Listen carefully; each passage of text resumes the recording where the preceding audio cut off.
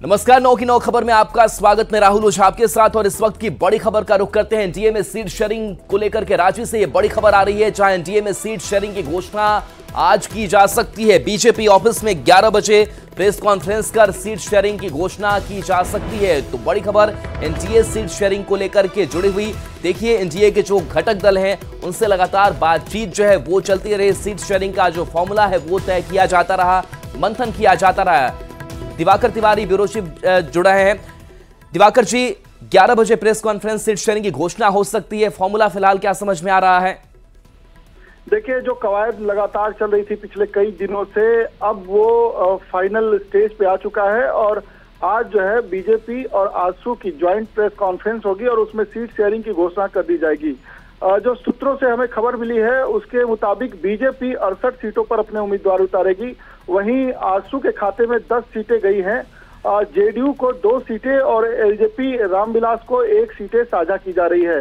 तो आज जैसे ही सीट शेयरिंग की घोषणा होगी बीजेपी की आजसू के साथ, जेडीयू के साथ और एलजेपी रामविलास के साथ, वैसे ही बीजेपी पहले उम्मीदवारों की जो पहली सूची है, उम्मीदवारों के नामों की पहली सूची है वो जारी कर देगी। जो हमारे सूत्र बता रहे हैं कि 40 से 50 उम्मीदवारों के नामों की घोषणा हो जाएगी।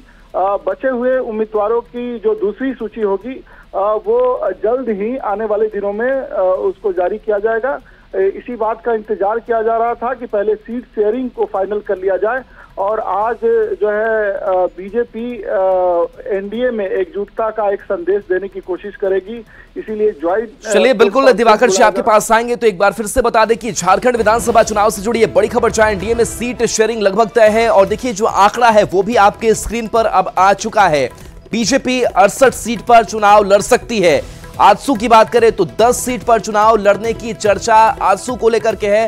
तो जेडीयू के खाते में 2 सीट जानी तय मानी जा रही है। एलजेपी आरवी के खाते में 1 सीट पर चुनाव लड़ने की चर्चा है। तो ये अब जो फॉर्मूला है वो सामने आ गया है। एनडीए के जो घटक दल हैं, चाहे वो आजसू हो, जेडीयू हो और एलजेपी आरवी हो, तो बीजेपी बड़े भाई की भूमिका में होगी। दिवाकर तिवारी एक बार फिर से जुड़ गए हैं। दिवाकर, वही जो फॉर्मूला है वो भी हम स्क्रीन पर भी दिखा रहे थे कि 68, 10 और 2-1 का फॉर्मूला है। और क्या हो सकता है? देखिए, हम लगातार जो है खबरों में दिखा रहे थे और लगभग उसी फार्मूले पे बातचीत तय हो गई है। हम लगातार बता रहे थे अपने दर्शकों को कि बीजेपी के खाते में 66 से 69 सीटें आ सकती है। तो उसमें से एक जो आंकड़ा है 68 सीटों का, वो बीजेपी के खाते में जाता हुआ दिखाई दे रहा है। हम लगातार ये चर्चा कर रहे थे कि 9 से 11 सीटों की चर्चा हो रही है आजसू के खाते में। उसी आंकड़ों में से एक जो आंकड़ा है 10 सीटों का, वो आजसू के खाते में जाती हुई दिखाई दे रही है। वहीं जेडीयू को लेकर कोई संशय नहीं है। जेडीयू के जो प्रदेश अध्यक्ष है खीरू महतो, पहले उन्होंने 11 सीटों की दावेदारी की, लेकिन टॉप लीडरशिप ने जब सीट शेयरिंग की जानकारी दी तो कल उनके सुर बदले हुए थे। उन्होंने कहा कि हमारा इरादा तो 11 सीटों पर लड़ने का था, लेकिन पार्टी का जो शीर्ष नेतृत्व ने जो फाइनल कर दिया है, हम उस पर संतुष्ट हैं और एनडीए मजबूती से चुनाव लड़ेगा। इसका मतलब साफ संदेश है कि 2 सीटों पर जो बातचीत हो रही थी, 2 सीटें फाइनल हो गई है और जेडीयू के खाते में 2 सीटें जो है वो तय है पहले से। जमशेदपुर पश्चिम से सरयू राय चुनाव लड़ेंगे, वहीं तमार से राजा पीटर जो है जेडीयू के उम्मीदवार होंगे।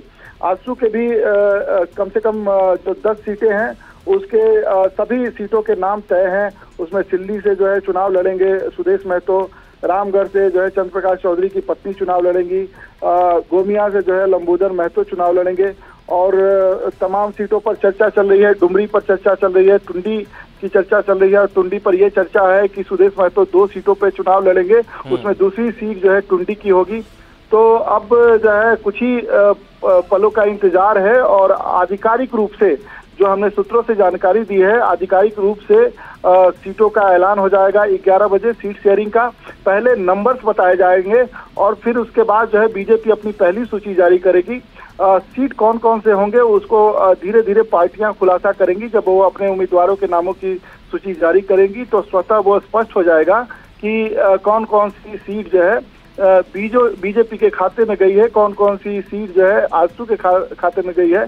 पहले सभी पार्टियों ने, एनडीए के घटक दलों ने ये तय किया है कि नंबर्स हम बताएंगे, फिर उसके बाद जो है जो चॉइस ऑफ सीट है, कौन सी सीट पर कौन सी पार्टी अपने उम्मीदवार खड़े करेगी, वो धीरे धीरे उसका खुलासा रहेगा, सार्वजनिक तौर पे उसकी घोषणा होती रहेगी। दिवाकर, 2019 से 2024 का चुनाव बीजेपी के लिए कितना अलग है? क्योंकि 2019 की अगर बात करें तो 79 सीटों पर बीजेपी ने चुनाव अकेले लड़ा था, 25 सीटें उस वक्त हासिल की थी, लेकिन इस बार ख्याल रखा गया है जो बाकी गठबंधन के दल हैं, तो कितना नफा नुकसान बीजेपी के लिए नजर आ रहा है इस बार? देखिए, 2019 के चुनाव में बीजेपी अकेले गई थी और उसका खामियाजा भुगतना पड़ा, नुकसान झेलना पड़ा। आजसू भी अकेले गई थी। आजसू ने 53 सीटों पे अपने उम्मीदवार खड़े किए थे और 70 से ज्यादा सीटों पर यानी कि 78-79 सीटों पर बीजेपी ने अपने उम्मीदवार खड़े किए थे। बीजेपी को 25 सीटें मिली। वहीं अगर आजसू की बात करें तो आजसू को 2 सीटें मिली, बाद में एक बाई इलेक्शन में उन्होंने 1 सीट जीती। तो अगर देखें तो 19 सीटों का नुकसान हुआ बीजेपी को। अगर ये गठबंधन हो गया होता तो 19 सीटें ज्यादा मिलती, यानी 25 में 19 सीटों को अगर जोड़ दीजिए तो बीजेपी जो है लगभग जो है बहुमत के आंकड़े को पार कर गई होती। लेकिन इस बार जो है बीजेपी ने काफी फूक कर कदम रखा है, चाहे वो चुनावी प्रबंधन की बात हो। देखिए, तमाम राज्यों से, चाहे वो बिहार हो, वेस्ट बंगाल हो, उत्तर प्रदेश हो या छत्तीसगढ़ हो, सभी क्षेत्रों से विधायक या मंत्री जो है एक विधानसभा सीट की जिम्मेदारी ले रहे हैं। तो माइक्रो लेवल पे बीजेपी की तैयारियां हैं। और बिल्कुल दिवाकर जी, अब नजर है एनडीए सीट शेयरिंग के फॉर्मूला जो सामने आता है। 11 बजे प्रेस कॉन्फ्रेंस होगी। बहुत बहुत शुक्रिया फिलहाल इस अपडेट के लिए। और देखिए, इस बीच बोकारो से बड़ी खबर है, जहां उमाकांत रजक ने आजसू से इस्तीफा दे दिया है। पार्टी के सभी पद से इस्तीफा दे दिया है। सुदेश महतो को इस्तीफा पत्र भेज दिया गया है। उमाकांत जल्द जेएमएम में शामिल होंगे। चंदन कियारी से जेएमएम के उम्मीदवार होंगे। तो सीएम हेमंत से मुलाकात जो है उमाकांत रजक की हो चुकी है। तो एक जो झटका है वो लगा आजसू को, और आजसू से इस्तीफा दे दिया है उमाकांत रजक ने, और इस बार वो विधानसभा का चुनाव जेएमएम के साथ लड़ने जा रहे हैं। चंदन कियारी लगभग ये सीट जो है वो भी फाइनल हो चुकी है। उमाकांत रजक के लिए सीएम हेमंत सोरेन से मुलाकात हुई थी, उन्हें आश्वस्त किया गया, जिसके बाद से अब उन्होंने पार्टी बदल ली है। झारखंड विधानसभा चुनाव पर बड़ी खबर है, जहां विधानसभा चुनाव के पहले चरण के रन के लिए अधिसूचना जारी कर दी गई है। 43 सीटों के लिए आज से नामांकन शुरू हो जाएंगे। 25 अक्टूबर तक नामांकन की अंतिम तारीख रखी गई है। 28 अक्टूबर को स्क्रूटनी की जाएगी। 30 अक्टूबर को नाम वापसी की अंतिम तारीख रखी गई है। 13 नवंबर को पहले चरण की वोटिंग होनी है। तो देखिए, भले दोनों जो बड़े दल की अगर बात करें इंडी गठबंधन की, तो अब तक कैंडिडेट्स फाइनल नहीं हुए हैं, लेकिन इन सबके बीच आज से नॉमिनेशन की शुरुआत। बिहार में 4 सीट पर नामांकन की प्रक्रिया की शुरुआत होगी। बिहार में 4 सीट पर उपचुनाव होना है। नामांकन की प्रक्रिया आज से शुरू हो रही है। 4 सीट पर 13 नवंबर को वोटिंग की जाएगी। 23 नवंबर को काउंटिंग होगी। तरारी, रामगढ़ के लिए वोट डाले जाएंगे। इसके साथ साथ बेलागंज और इमामगंज की सीट पर उपचुनाव होना है, जहां के विधायक अब सांसद बन गए हैं और अब यह सीट खाली है जिस पर उपचुनाव होना है, और इसके लिए नॉमिनेशन की प्रक्रिया आज से शुरू हो रही है।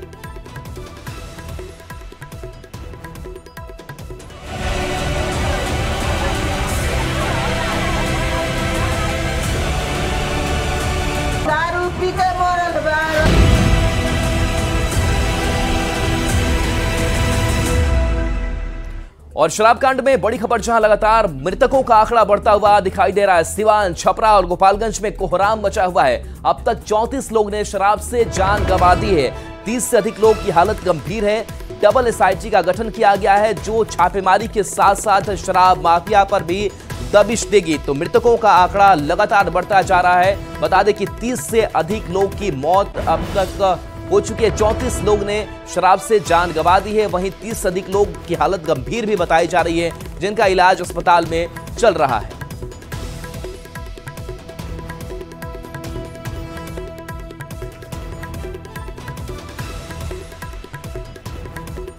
और छपरा से इस बीच बड़ी खबर, जहां जहरीली शराब से मौत का आंकड़ा बढ़ा है। छपरा में शराब पीने से 12 लोगों की मौत हो गई है। मढ़ौरा के शत्रुघ्न शाह की मौत की खबर आ गई है। सदर अस्पताल में इलाज के दौरान उनकी मौत हो गई। शराब पीने से 23 से अधिक लोग अभी भी बीमार बताए जा रहे हैं, जो डॉक्टरों की देखरेख में है, उनका इलाज चल रहा है। लेकिन मढ़ौरा के शत्रुघ्न शाह की मौत हो गई है और शत्रुघ्न शाह की मौत से पहले वहां न्यूज़ 18 की टीम भी पहुंची थी और वहां पर बातचीत भी की गई थी। और देखिए कैसे एक एक जो इलाजरत लोग हैं उनकी मौत होती जा रही है। यह आंकड़ा बढ़ता जा रहा है, जो चिंताजनक स्थिति बनी हुई है।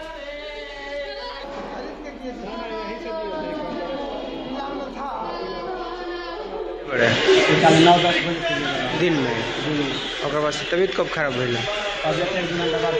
1-2 घंटे के बाद तबीयत खराब हो गई तो कहाँ लिया गया? और बाद कहाँ इलाज करेला? मदहोशी के आलम में मुंह से उसके झाग आ रहा था, तो हम लोगों ने इलाज किया, लेकिन इलाज करने के दौरान ही बहुत ही गंभीर स्थिति में आया था, लेकिन हम लोग उसको अभी बचा नहीं पाए हैं। और गोपालगंज से बड़ी खबर, जहां जहरीली शराब कांड के मामले में एसपी ने 2 एसआईटी का गठन किया है। शराब के 140 ठिकानों पर रेड की गई है। 5 शराब तस्कर समेत 13 गिरफ्तार किए गए हैं। शराब कांड की लगातार जांच जारी है, तो एसपी ने 2 एसआईटी का गठन किया है और दोनों टीम अलग अलग तरीकों से अलग अलग स्तरों से काम करेगी। शराब के 140 ठिकानों पर रेड किया गया है। 5 शराब तस्कर समेत 13 की गिरफ्तारी भी हुई है। शराब कांड की लगातार जांच जारी है, तो एक्शन लगातार लिए जा रहे हैं और एसआईटी की टीम लगातार कार्रवाई कर रही है, लोगों तक पहुंच रही है, जो शराब तस्कर है उन तक पहुंच रही है। और देखिए अब तक क्या हुआ वो भी एक एक करके आपको बताते हैं। तो सिवान में शराब पीने से 20 की मौत अब तक हो चुकी है। छपरा की बात करें तो शराब पीने से यहां 12 की मौत हो गई है। आंकड़े लगातार बढ़ते चले गए। गोपालगंज में शराब पीने से 2 की मौत हो गई। वहीं तो कुल 30 से ज्यादा लोग की हालत गंभीर बताई जा रही है, जिनका इलाज कराया जा रहा है। और डबल एसआईटी का इस पूरे मामले में गठन भी किया गया है, जो छापेमारी से लेकर के दबिश लगातार दे रही है। सीएम ने डीजीपी को जांच के आदेश दिए। कड़े तेवर सीएम के भी नजर आ रहे हैं। उत्पाद विभाग के सचिव को मौके पर जाने का निर्देश सीएम की तरफ से दिया जाता है। साथ ही एक बड़ा खुलासा यह भी होता है कि शराब में 80% मिथाइल अल्कोहल मिला। गोपालगंज में एसआईटी ने 140 ठिकानों पर छापेमारी की। गोपालगंज में 5 शराब तस्कर समेत 13 की गिरफ्तारी अब तक की गई है।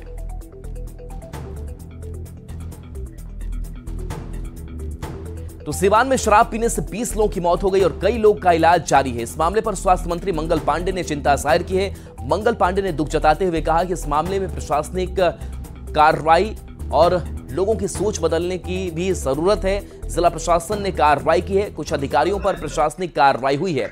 अलग कोई गलत काम अगर कोई करता है तो उस पर कानून संबंधित कार्रवाई होती है और वो कानूनी कार्रवाई यहां भी हो रही है। संदर्भ में जिला प्रशासन ने कार्रवाई भी किया है और जिला प्रशासन ने जो कार्रवाई किया है उसमें कुछ अधिकारियों पे प्रशासनिक कार्रवाई हुई है। तो जो कोई भी गलत काम करता है या गैर कानूनी काम करता है उस पर कानून संगत कार्रवाई होती है और वो कानून संगत कार्रवाई यहाँ भी की जा रही है। लेकिन मैं फिर कहता हूँ कि असामयिक मृत्यु किसी की जो होती है वो बहुत दुखद होता है। और देखिए बिहार में जहरीली शराब पीने से लोगों की लगातार मौत हो रही है, जिसके बाद से विपक्ष लगातार सरकार पर हमलावर है। इंडियन मेडिकल एसोसिएशन के पूर्व राष्ट्रीय अध्यक्ष डॉक्टर सहजानंद सिंह ने नीतीश सरकार की शराबबंदी का समर्थन किया और कहा कि शराब पीना जहर है और समझते हुए अगर लोग शराब पीते हैं तो इसमें सरकार की नीति पर सवाल उठाना बेमानी है।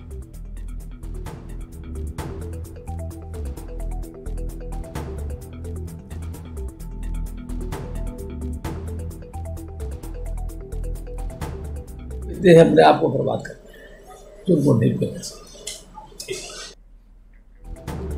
जहरीली शराब से हो रही मौत को लेकर पूर्वी चंपारण जिला प्रशासन एक्शन में दिख रहा है। जिले के 396 पंचायत के शराब माफिया की लिस्ट बनाई गई है। साथ ही शराब तस्करी की जड़ तक पहुंचने, चौकीदार की भूमिका तय करने, फरार माफिया को जेल भेजने और जेल से छूटे शराब माफिया पर नकेल कसने का आदेश एसपी ने दिया है। सभी थाना प्रभारी और एसडीपीओ को दिए गए निर्देश का असर भी दिख रहा है।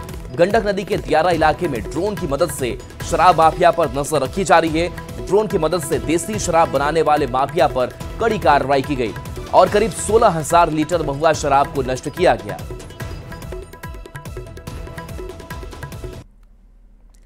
तो तस्वीर आपको दिखा रहे हैं जहां देखिए शराब के खिलाफ एक्शन में प्रशासन दिखाई दे रहा है। गंडक नदी के दियारा इलाके में यह दबिश दी गई है, जहां पर शराब मिली वहां पर ध्वस्त भी किया गया। इन शराबों को शराब बनाने के उपकरण भी मिले, जिसको नष्ट किया गया। गंडक नदी के दियारा इलाके में लगातार अब दबिश देखने को मिली है। इसके साथ साथ देखिए ड्रोन कैमरे से आकाश से निगरानी इन इलाकों पर रखी जा रही है। तो ड्रोन उड़ता है, तस्वीरें कैद होती है और सीधे वहां टीम पहुंचती है, छापेमारी की जाती है और शराब तस्करों को पकड़ा जाता है।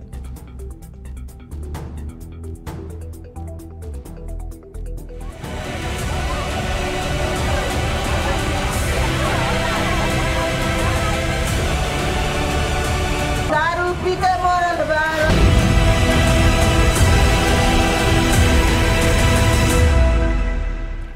बढ़ेंगे आगे। आज से गिरिराज सिंह यात्रा पर होंगे। हिंदू स्वाभिमान यात्रा पर निकलेंगे गिरिराज सिंह। भागलपुर से यह यात्रा शुरू होगी। किशनगंज में 22 अक्टूबर को समापन यात्रा को लेकर के सियासत गरमाई हुई है। तो गिरिराज सिंह यह कह रहे हैं कि हम हिंदुओं के स्वाभिमान को बचाने के लिए, धर्म को बचाने के लिए यात्रा कर रहे हैं। लेकिन इस यात्रा को लेकर के पिछले कई दिनों से सियासत भी लगातार चल रही है। और देखिए हिंदू स्वाभिमान यात्रा का पहला चरण कहां होगा, तो 18 अक्टूबर को भागलपुर, 19 अक्टूबर को कटिहार, 20 अक्टूबर को पूर्णिया, 21 अक्टूबर को अररिया, तो 22 अक्टूबर को किशनगंज में यह स्वाभिमान यात्रा का पड़ाव पहुंचेगा।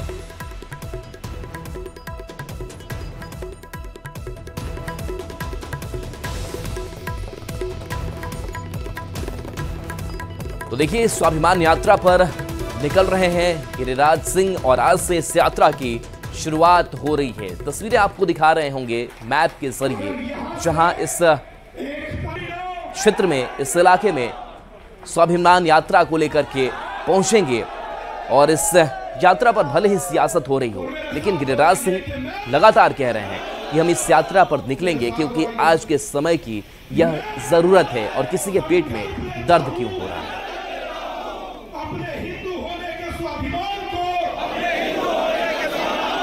देखिए यात्रा पर गिरिराज सिंह का लगातार बयान सामने आ रहा है। वो कह रहे हैं कि लगातार माहौल बिगाड़ने की कोशिश की जाती है, हिंदू धर्म की आस्था पर चोट पहुंचाया जाता है और इसलिए वो यात्रा कर रहे हैं।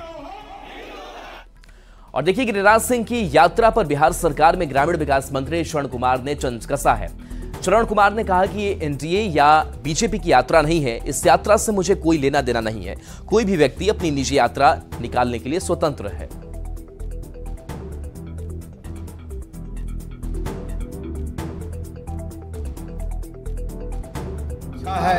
भारतीय जनता पार्टी ने तो कहा है कि वो पार्टी की यात्रा नहीं है, निजी यात्रा है। कोई भी निजी यात्रा अपना करते हैं तो वो समझे, हम लोग को इससे मतलब नहीं है। इस तरह की यात्रा में हम लोग भरोसा और विश्वास नहीं करते।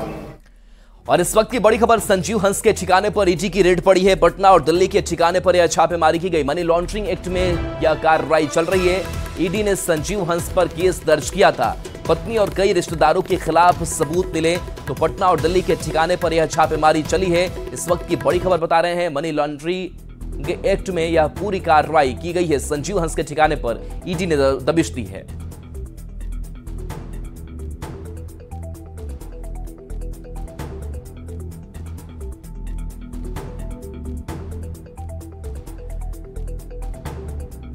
तो बता दें कि कई ठिकानों पर संजीव हंस के ये रेड चल रही है और लगातार दबिश देखने को मिल रही है। बता दें कि पत्नी और कई रिश्तेदारों के खिलाफ सबूत मिले थे। जब कार्रवाई आगे बढ़ती चली गई, जब जांच आगे बढ़ती चली गई, ईडी ने संजीव हंस पर केस दर्ज किया था। मनी लॉन्ड्रिंग एक्ट में यह कार्रवाई चल रही है।